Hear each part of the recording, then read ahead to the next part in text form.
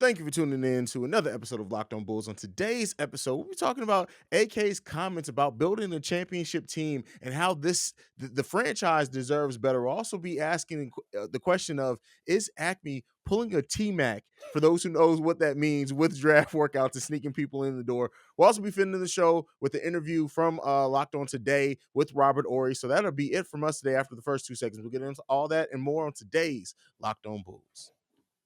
You are Locked On Bulls, your daily podcast on the Chicago Bulls, part of the Locked On Podcast Network, your team every day.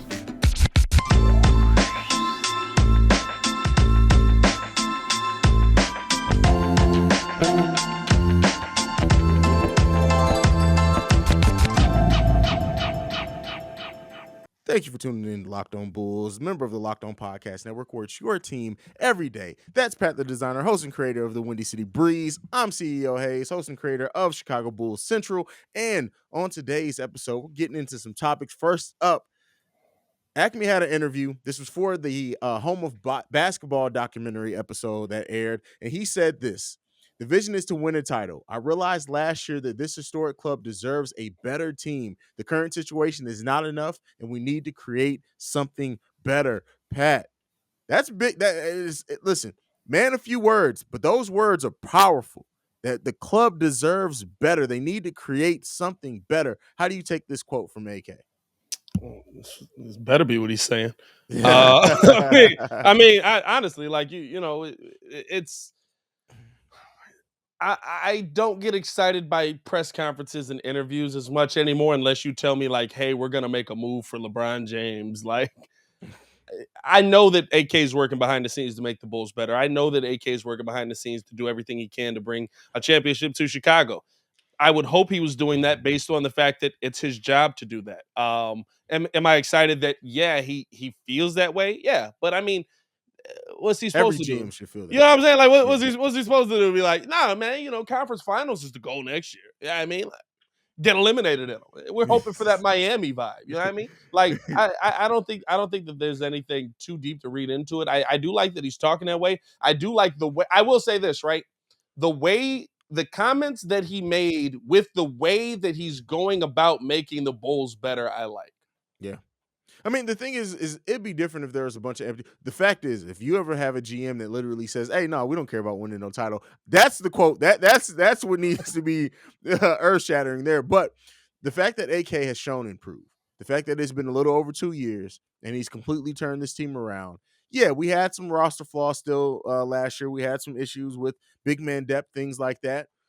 But you can trust that AK is going to do whatever in his power to continually improve the team. And we're going to get into that a little bit more in the second segment, but even just, the moves that he did make, how he went about those moves, the fact 2 signing trades, getting rid of some contracts that we weren't going to use in those signing trades to really bring in 2 players that when they were both playing and healthy, well, DeMar was healthy all season for the most part, but when Lonzo was healthy, he was everything that he was advertised to be. Alex Caruso was not on any Bulls fans' radar last year. He wasn't. Let's be real. Anybody who said what? Go check out the Breeze TikTok. The clip dropped today. Literally of me saying, "Give it a year, and I bet Bulls fans love Alex Caruso." Bro, I'm telling you, and that's the thing. Is like, no. When we went into the free agency, there may be a couple of Bulls fans, but I guarantee you, by the majority, nobody was saying, "Hey, we need to bring in that Alex Caruso guy from LA." Yeah. The fact that he brought him in, the fact that, again, when he was healthy, before he was fighting injury, things like that, he was everything that it was advertised to be. Ayo Dosunmu, bringing in Vooch, everything that AK's done, it's made sense, and it's been a clear reason on why and what the goal was in making those deals. Now, there have been some, like, would we have liked to have Gafford here instead of Troy Brown Jr.? Absolutely. But guess what? The Bulls were never going to give Gafford the extension that the Wizards gave him. It wasn't going to happen. $10 million a year, they weren't going to pay that for Daniel Gafford. Not at that point in time, considering where the team was. Is Daniel Gafford making $10 million Gafford's getting $10 million a year, bro. Yeah, no. Listen, you want to know why? Because I can find that guy. Like that guy. We may that find guy's him always in this year's draft. Yeah. The one thing I will say that I always love about AK, and I do love about the comments, right? I think that AK is the kind of guy that's going to put the team above what the fans want. That's true. And he's going to look at things from a I don't want to say just an analytical standpoint, but from a how does this move us in the right direction immediately and long term. Um, and we've seen that he's willing to cut bait with people that we thought, hey, you might want to hold on to this guy. At least the moves that he makes make sense to me. You know what I'm saying? Like I don't look at the like there's some moves Garpax made, and I'm like, why the heck that we like signing Jabari Parker, like because he's from Chicago, like we just signed him. Like After we just got rid of Dwayne Wade because we signed him, we just signed him because he was from Chicago. Like there was no basketball reason behind. Like you couldn't tell me Jabari Parker made the Bulls better. This is true. You know what I'm saying? Like at least the moves to me that AK is making are, I believe, are moving the Bulls in the right direction. I know a lot of people think that offering Zach the max is going to be a mistake. It's going to be a long-term issue for us. I side with AK on that. Maybe that's the first move that he makes that does end up blowing up in his face. I don't believe that it will. But I think that the pieces that I think AK's greatest asset is the thing that Bulls fans struggle with most. Mm-hmm. He does not overvalue his assets. Remember, Garpax, all they talked about, oh, we got all this draft capital. We got all this, we can't get rid of our assets. Use it for shit. Nothing. Like nothing. Come on, man. Come on. And I just looked it up. Daniel Gafford's actually getting paid more. He signed a 3-year, $40.1 million contract. Why? The Bulls, and this is why when Bulls fans in a vacuum say, oh, we should have traded for Gafford. Listen, he was a second-round pick. That means that some team was probably 2 years. Exactly. This is why I worry about Io, right? Because the team could offer him that type of contract. But I think the Bulls are going to match that. Yeah. But the Bulls were never not at the place where they were. Now, of course, if he was a free agent at the end of this season, had we kept him, and this would have been the first season of needing that extension, they may, because he brings exactly what they're lacking. But that happened. He signed that extension at this point. It was 2 years before we got to this point. They weren't going to give for a team that wasn't winning 28 games. They weren't giving a player that's $13.3 million a year. They weren't giving Daniel Gafford that contract. And the funny thing is it backloaded or front loaded? Because it probably doesn't break down evenly. Like, are we talking about Daniel Gafford making $20 million at the end of this deal, dog? That's wild, bro. Hey, bro. Hey, yeah, we can find that guy. I love Daniel Gafford. I loved when he was here in a Bulls jersey. I can find another Daniel Gafford, just like you can find another Bobby Portis. But I think that's something that I love about AK. He doesn't overvalue the guys that we may have overvalued. I'll tell you this right now. I bet Kobe would have been here if AK was our GM. Like all those hey, I bet D Wade would have been our shooting guard if AK was our GM instead of Marcus Fizer. Like those are the things that I look at and I say, like, yeah, there are players that I love on this team and I would hate to see go, but there are also players that I look at and I'm like, you're replaceable. Bobby Portis is one of those for me. I always loved Bobby, but I know you can find another Bobby. I love Bobby because he knocked somebody out and took his job. How often you get to say that? All right. Oh no, Buddy ran up on me. I put him on his back. Yeah, I mean, people forget that's all that was about. Like, Marco was pissed off that he didn't walk into the starting power forward position. Yeah, he tried to play Bobby tough. Not he Marco, gave Bobby's. Nico. Who did I say? Yeah, Marco. Oh yeah, Nico. Oh yeah. Listen. Could be a similar situation. Don't run up, Marco. had Bobby punched Marco, Marco would have been on the next plane back to Serbia. But Durko and punched. I'm out of here.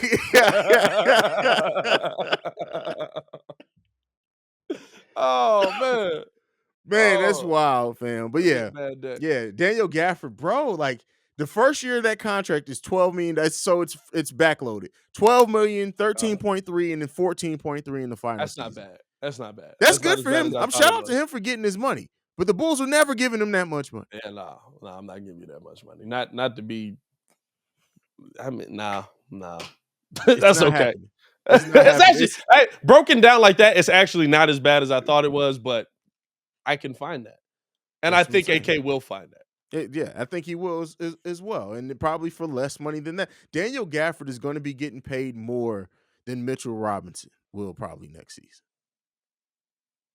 That's crazy.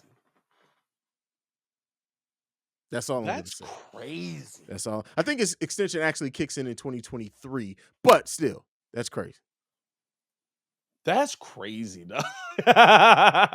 It's wild, fam. It's wild. But we're going to get into some wild things that AK may be doing with draft prospects. But first, I got to talk to you guys about Rock Auto. This episode is brought to you by Rock Auto. With the ever increasing prices, numbers of makes and models, it's now impossible for your local chain auto parts store to stock all the parts that you need. Why endure often pointless or seemingly intimidating questioning like, is your Odyssey an LX or an EX? And wait while the person behind the counter orders the parts on their computer, choosing only the brand their warehouse happens to carry. You have computers with access to rockauto.com at home and in your pocket. Save time and money when using Rock Auto. Why choose to spend 30%, 50%, even 100% more for the same parts from a chain store or a car dealership? Rock Auto is a family business serving do-it-yourselfers for over 20 years, and the prices are always reliably low. Go to rockauto.com right now and see all the parts available for your car or truck. Right, locked on in their How Did You Hear About Us section, so they know that we sent you. Amazing selection, reliably low prices, all the parts your car will ever need at rockauto.com. Dun, dun, dun, dun. You can't weak with it. I don't know. Thought you was gonna sing it. I thought you was there. I'm not singing it. I tell you, listen, I don't want to. They already have to hear my PTSD at the end of every episode. I'm not going to subject anybody to my singing voice. I don't have the singing voice you do, Pat. We got to know our skill set. That's not mine, brother. That's not mine at all. But next up, interesting conversation. This was me and Pat just having a normal conversation in text messages, and this is how funny this motherfucker. This is how funny this brother is. Bulls? Yeah, exactly. Cut, edit. But we found out that EJ Liddell had a workout with the Chicago Bulls, and the Chicago Bulls, while they have been announcing a lot of workouts with end of the second round picks, players that are expected to be undrafted, EJ Liddell, who expected to go from the low first round to the second round, we did not hear a single peep about it. We only found out about this because EJ Liddell, in his excitement, posted the jersey to his Instagram story. So that left Pat to say that AK was pulling a T-Mac. And for anybody who knows what that means, the Bulls brought in T-Mac for a midnight workout. So is Acme pulling T-Mac? Are they bringing in draft prospects, sliding them in pause. You having a tough episode, my boy. Actually, it's just a tough second segment. Yeah, exactly. Are they sneaking them in the building? That's how I'm going to say that one, because I almost said sliding them in the back door, and that was going to kill it. Now you've said it. So even pause. Worse. There you go. I mean, it would seem so, right? Like it kind of seems that way. I'm kind of sad now, because does this mean EJ Liddell's not getting drafted because he broke the code? Hey, AK got those snipers. Like, hey man, you know what I'm saying? Like, doing, does this mean EJ Liddell's not coming to the Bulls because now like he broke the code and like oh you put that out there? He's not coming here. You know what I'm saying? we don't want a Nick Young situation. But that's a tough joke. But but I mean, you have to assume that they are bringing guys in behind the counter, because we're not seeing a lot of anybody talk about coming to the Bulls. That or literally EJ Liddell is the one guy they brought in, and he's the one guy that they believe in that much that they might take at 18. It's one of two ways to read into it. Yeah. I mean, when you look at EJ Liddell, we've talked about him heavily. Like, he almost fits everything that you want from a bench player, especially looking at the Chicago Bulls. He's not Daniel Gafford. There you go. Yeah, I mean, with shooting though, he offers some 3-point shooting and some better passing. I pay him $13 million. Yeah. But I mean, it just raises so many questions on what are AK and Eversley actually doing, because like we had no idea that this was going to be going down. And for us, as we've been talking about so much here, like, what are they planning? What are they doing this? And somebody reminded us of this in the comments as well the other day. Remember, AK and Eversley didn't work out, at least as far as we know. Maybe they had him in midnight workouts as well. Yeah. Patrick Williams. So they play everything close to the vest, which I do love and I do appreciate, because, we can sit back and realize that AK and Eversley, even if they are quiet, we know that they're working. If it was Gar Pax and they were quiet, we'd be like, hey, man, listen, I'm nervous. The PTSD would kick in. So it's a little bit different there. But do you think that this does mean that they've probably worked out more prospects than what we know? I would say yeah. because, like we said, the only leak that came out was from EJ Liddell. I think the interesting part there is like I was jokingly saying like they're T-Macing these guys. You know what I'm saying? They're bringing them in under the radar because like bringing in T-Mac for a midnight workout. T-Mac was regarded as one of the highest prospects coming into the league that season. Mhm. We're talking about him as what would he go third in the draft, I believe, That sounds third pick about right. overall That sounds for about right. T-Mac. So he was a highly coveted pick. You were talking about trading up to go get a T-Mac. Could there be a trade up scenario where the Bulls are going after something bigger? They're going after a big piece. They're going after a piece that they feel like could be a starter in the NBA right now. How many spaces do you got to move up to get that? Or do you feel like there's a sleeper here that they're working out that they want nobody else looking at? Yeah. Yeah. I mean, and there's a lot of we're starting to hear now those that speculation of the rumors, whatever you want to call them, that a lot of prospects are getting draft promises now. You're hearing more and more of that leading into the draft. I would not be surprised at all if the Bulls end up being one of those teams that makes that promise to get whatever player that they want to not do workouts for other teams. I'm not gonna lie to you, bro. Don't promise nothing. Please don't promise nothing. You want to know what our last draft promise was? Was it Hutch? Yep. Okay, I thought so. Stop promising stuff, bro. I But don't again, like the. that was a I don't like the completely different front promise. office, though, bro. That's a completely different front This office. is true. It's just there's the PTSD right there. Yeah. I don't need promises, right? If he there, pick him. You ain't got to tell him like, oh, don't work out for nobody else, brother. Like, come on now. See Hutch. Good Lord. One man trash and then man shut up. Did a whole offseason workout with Darren Collison to get cut. That's funny. Hey, so as we've done more, I know me and you were both high on EJ Liddell. You even watched some tape afterwards. You covered it on the Windy City Breeze. Is EJ Liddell the pick that you would like to see the Bulls make, or is there? I know Mark Williams. People like Mark Williams isn't really projected to fall to us, but who's your guy right now that you would like to see the Bulls pick if they're there at 18? I think it depends on the direction that the Bulls go. If you're talking about pairing with somebody, I would probably go Walker Kessler over EJ now. Okay, that's fair. Based on the tape that I'm watching, because he just fits so well with the defense we already play, and he fits so well with the style of big man that Vooch is. And I doubt that we're gonna go to a style of big man that's not that. You know what I'm saying? Like AK's was one of the best European scouts in the league. We know he's going to bring in that European, at least styled player that's going to play very much similar to Vooch. But do we not have that in Marko Simonovic? We might, right? We might, but the thing is, right? What's the best piece to put next to that? If you look at that Denver team, you know what I'm saying? They kind of go a little more small ball with it, but I think the best piece you could put next to that is a big that's able to play off of that, especially when they can attack you in the pick and roll. Because now, if you're attacking in the pick and roll, you got a shooting big on the corner. Hey, I'm going to collapse the paint. Oh, now Vooch is open in the corner, Marco's open in the corner, whoever it is, Cash Money. It just opens up so many more things for the offense. I think that pick and roll big helps with that. And let's be real, most of those bigs aren't good defenders. That are like the Vooch style big. Like Jokic ain't no good defender. He's not awful, but like he's not a good defender. Most of those bigs good. He's not shutdown defender. I wouldn't call him he's not good defender. He is a good defender. I mean, Jokic gets some points put up on him. He does, but as every NBA player does. I mean, I don't know. I wouldn't be like, hey, Bam Adebayo can't kill you. Like, you know what I mean? Like, that's what I'm saying. Like, Bam might work you out. No, but I just think that's a better big. Outside of that, if Kessler's not there, because I think now all of a sudden, hey, man, I think we're the key, because now all of a sudden I start looking at draft boards. We talk about Walker Kessler. I see him creeping up. I'm like, hey, what's going on? Go back the other way. Yeah. We might be the key on this. Any player we say, they start moving up the board a little bit. We might need to start doing some breakdowns on these bombs that the Bulls bringing in. I shouldn't say that, but anyway, I just feel like those would be the two right now, unless Mark Williams falls to you. But Mark Williams is a potential guy. But I mean, that's a heck of a lot of potential. But he's a potential guy that brings a defensive skill set that can work right now. So yeah, a heck of a lot of potential.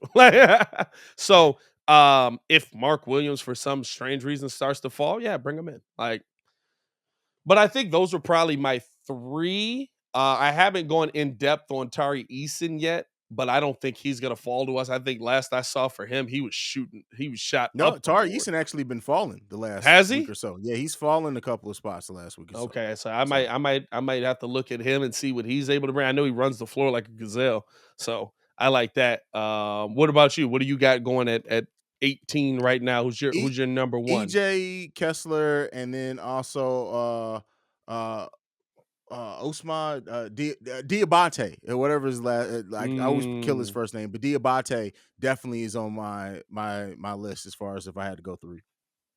that'd be interesting. Yeah, That would be an interesting pick. yeah. Hmm. We'll have to see. Hey man, before we send y'all over to Robert Horry, by the way, which is gotta love that, Mr. What was his nickname? It wasn't Mr. Big Shot, Big Mr. shot, Big Shot. Bob. Big Shot Bob. There we go. Before we send you over to Big Shot Bob, we have an important favor to ask you guys, man. We put together a survey so we can learn more about listeners like you and make your favorite Locked On podcast even better. It's your opportunity to tell us what you like and don't like about Locked On Podcast. Like I said in the last one, keep it respectful. You know me and Haize will roast you. Go to lockedonpodcast.com/survey right now. Get started. It won't take very long, and everyone that completes the survey can qualify for a chance to win one of 10 $100 Ticketmaster gift cards. To take our audience survey, go to lockedonpodcast.com/survey. Thanks for your help. We appreciate that. We're just trying to get better out here. You know what I'm saying? It is what it is. We also got to tell you about our partners over at BetOnline, because they continue to be the number one source for all your betting needs and sports info, for all the latest odds, news, and sports development, including this year's basketball playoffs, NBA finals, MLB scores, fights, and even next season's NFL futures. God, I can't wait for football season. BetOnline is your continued source for all your sports wagering information, from live betting to playoff esports and more. Head to the website today and use your mobile device to learn more about the trends and actions. It's BetOnline, where the game starts. They got a bet on there that is, I think it's minus 3,000, that Draymond doesn't get ejected in one game of the NBA Finals. And I'm looking at that and I'm like, I don't know if he will, but there's always a chance. So check that out over at BetOnline. All right, that is it from us for today, guys. Yeah, that's it. Pat, go ahead and give them the social media, man. Let's get up out of here. Hey man, follow us on everything at Locked On Bulls. Also follow me on everything at Pat the Designer. It's at PATTHEDESIGNER. Yes, I did go to public school, but they told me how to spell. Don't worry about it, man. Don't worry about it. We got And you can follow me at CEO Haize, CEO Haize. Thank you for making us your first listen of the day. Now, for your second listen, go and check on Locked On NBA, where they got you covered on all the analysis, playoffs, everything. You can even find our own Pat the Designer over there today. Thank you for tuning in. This has been Locked On Bulls, and we out, y'all. Peace. Peace.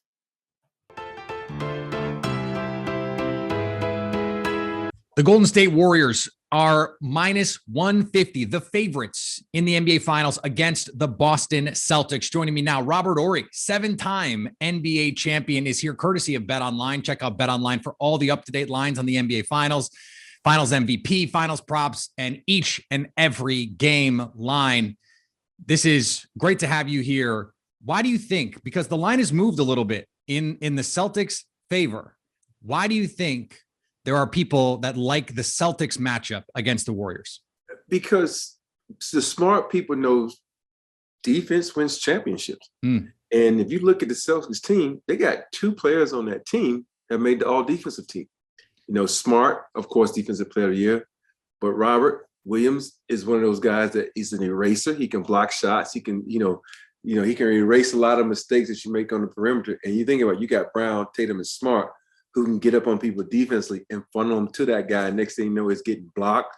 And if you look at the way, Hartford has been playing, he's turned back the hands of time. He's blocking shots again. So overall, I think that the Celtics is a better defensive team than the Warriors, because even though you have Draymond Green, Klay Thompson is not the Klay Thompson of old, who can do the things he used to be able to do. And so I just think that's a big key for them, for the Celtics, that is. How do you see Defensive Player of the Year Marcus Smart matching up with Steph Curry? Is that going to be something where you see that Marcus is going to pick him up 94 feet? Like, how do you think Smart is going to approach that assignment if he does get that assignment, which we assume he's going to? But you know what? I don't think it's going to be a one-man job. If you look at the Celtics, they 1, 2, 3 are all athletic guys, and you go to the 2, Jalen, and go to the Tatum, they get taller. It's like the bars on a cell phone. And I think even though they like to do a lot of switching, I think they're perfect for this matchup. It's a perfect matchup for the Celtics, and when they got to guard them, because Clay is going to be constant moving. And so sort of, not the same as a Jimmy Butler or Tyler Hero, but I think what they just did against the Heat is like a prelude to what they're going to do. And so I think they're going to be fine defensively switching and getting ready for Steph. It sounds like you like the Celtics in this one. All my Laker fans are going to be mad at me because they say you cannot wear anything green. You can never root for the Celtics. I'm not rooting for the Celtics. I would like to see my former teammate, Ime Udoka, win his first championship, so I would like for that to happen. But, I just think being the basketball mindset, I just think that there's a good chance the Celtics could win this thing. All right, so we have some odds here. Celtics in 6 is plus 375. Celtics in 7 is plus 650. If people are going to bet on it, what is your prediction? If you like Boston, 6, 7? Hey, you know what? If you try to make some money, right? that's why you gamble. And so I would go with the Celtics in 7 because I think the Celtics have been a battle-tested team on the road. They've won a lot of games on the road. They just won the Eastern Conference on the road, and so I think they're ready. Not saying everybody will say, well, the Heat is a different monster than the Warriors and blah blah blah. But I still think it all boils down to having confidence and playing well on the road and believing that you can win on the road. There's also been this discussion now, especially among Celtics fans, about what this Celtics team has had to face, particularly who Jason Tatum has had to face. Kevin Durant in the first round, Giannis Antetokounmpo in the second round, Jimmy Butler on a heater, no pun intended, for Miami, and now Steph Curry. You're talking about at least 3 pantheon guys who are all-time great players. Who do you think has the most on the line legacy-wise in this series? For whom would that one title, you won 7, who would that one title mean the most for? I'm going to go off script a little bit, and I'm going to stop people from thinking this is going to be the greatest run ever by the Celtics. That's not true, because you got Hornacek, Karl Malone, you got Kevin Johnson, Charles Barkley, you got Dennis Rodman, MVP, David Robinson, then you got Shaquille and Penny. Now that is the greatest run back in '95. So when people say this might be the greatest run, stop it. You know what I'm saying? Because all these teams was 50 plus win teams. And so I just think if you look at this game and you have to pick an MVP, of course it's going to be Tatum. But this run that the Celtics are on is incredible. Don't get me wrong, because they've been able to win on the road, which is key, because you have to win on the road in order to win championships. That's unless you have home court advantage and you protect your home court. But I just think overall, when you look at the makeup of these two teams, they're similar. Golden State Warriors, they were the Celtics 6-7 years ago when they first entered the playoffs. And nobody thought they could win a championship. Next thing you know, they win a championship. Then the following season, they win all these games and don't win a championship. And then they get KD, then they win 2 more. But I think if you look at the Celtics, there are so many similarities with these teams that people are always going to say, oh, let's go with the veteran leadership. Let's go with the fan favorite and Steph. Let's think about it, because everybody wants Steph to win, because we know he got robbed one time with the MVP in the finals, and then he took a step back and let KD come in to his team, which is Steph's team, and take 2 MVPs. And so I do think Steph has a lot to prove, and his legacy is on the line when it comes to this, because all the chatter now is about him not having a MVP in the finals, which we all know he was robbed and won. So let's be real about that. Mm-hmm. I'm looking at these MVP odds as you're talking about the MVP, and we expect Curry and Tatum right at the top in terms of the odds. You're not getting really good value there. I'm looking at Jaylen Brown 10-1. Yeah. I'm looking at Draymond 22-1. Like, if he really turned it up defensively, people forget in that game 7 against the Cavs, he had a triple-double in that game. He was the best Warrior on the floor in that game. I'm looking at Marcus Smart at 40-1. It seems like you can get some good value. And we've seen, including in this Warriors run, that it's not always the stars who win these finals MVPs. It's true. For me, if I wanted to take the odds, I'm going to eliminate the top 3 automatically. And I don't think Clay is, Clay is a game 5, game 6 type of player. But me, I would go with Andrew Wiggins. If I had to pick someone with the odds, I would go with Andrew Wiggins, who is 20-1. And think about it, he has started to come into his own. Yep. He after that dunk on Luka, all of a sudden this dude is smiling big. He's enthusiastic. He's playing hard, and he's an all-star. I think some people forget he was an all-star. I think this is a good way, in the biggest stage, to show everybody that the all-star committee didn't make a mistake. So if I had to take because I don't think Draymond Green, he doesn't shoot enough, and he's gonna have to guard too many people. So he's gonna be all over the board. So if you look down that list of people and you want to say odds maker, for me, I would take Andrew Wiggins 20-1. That is, that's bold. I love it. I think you're right that he seems to be a different player. Just in the Warriors, just in Golden State, he seems to have been unlocked a little bit. Whether that's Steve Kerr, whether that's just him feeling more comfortable.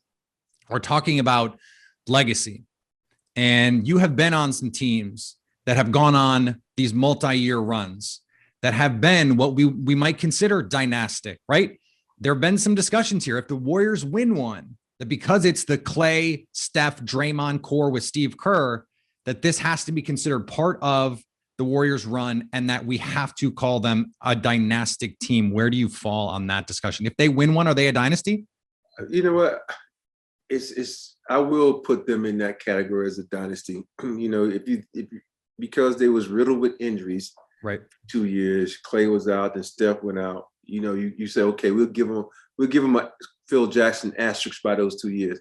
But if they're able to get back to the mountaintop and win this year, I would put them. You got one more step to be a dynasty, and then if they go to the finals again, then I would give them a dynasty. But think about this: they gave us a dynasty in the Lakers. We won 3 in a row, and next thing you know, they dismantle a team. They go back and lose. It's considered a dynasty. So to me, there's only been 3 dynasties in this: Bulls, the Celtics, and the Lakers, because they're in a situation where they went 6+ championships. That's what you look at. But in this day, in this era, you can give them a dynasty. I think I would consider the Spurs, the Tim Duncan, Greg Popovich Spurs in that mix, but they never won back-to-back titles. And so it depends on how you want to qualify it. Sustained success, not always enough.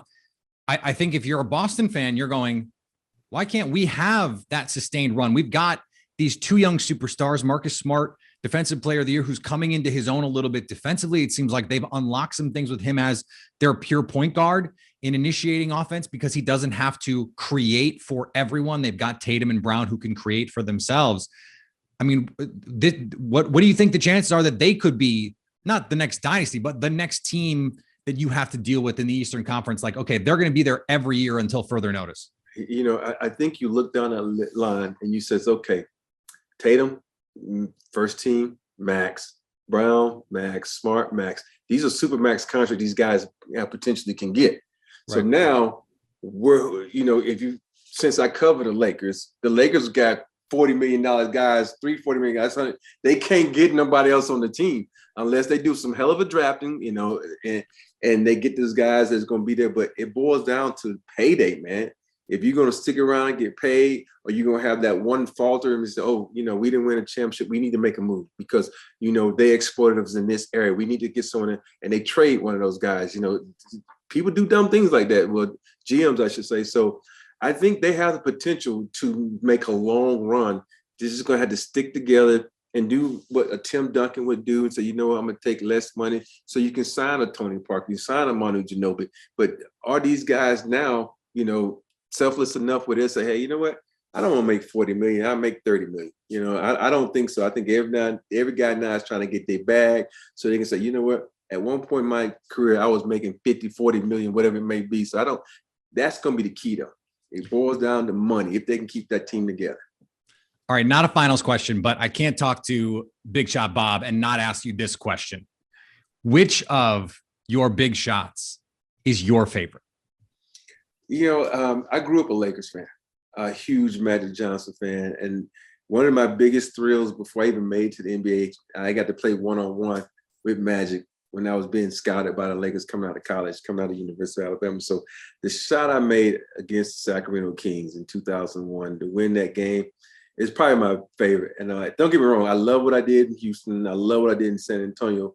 But everything I did in San Antonio was on the road, Game 5 on the road. But this was at home in Staples Center. And the ego comes into play where you want to hear that crowd chant your name, man. And you run off the court and the crowd's still chanting your name. You in the locker room, you can still hear them chanting your name. So I think that shot, it takes over all the other shots just for the ego. You know, we all as athletes got some type of ego. And I think for me, that just takes over because I had the Laker fans chanting my name. They wasn't chanting Shaq. They wasn't chanting Kobe. They were chanting Horry. So that's a big plus for me.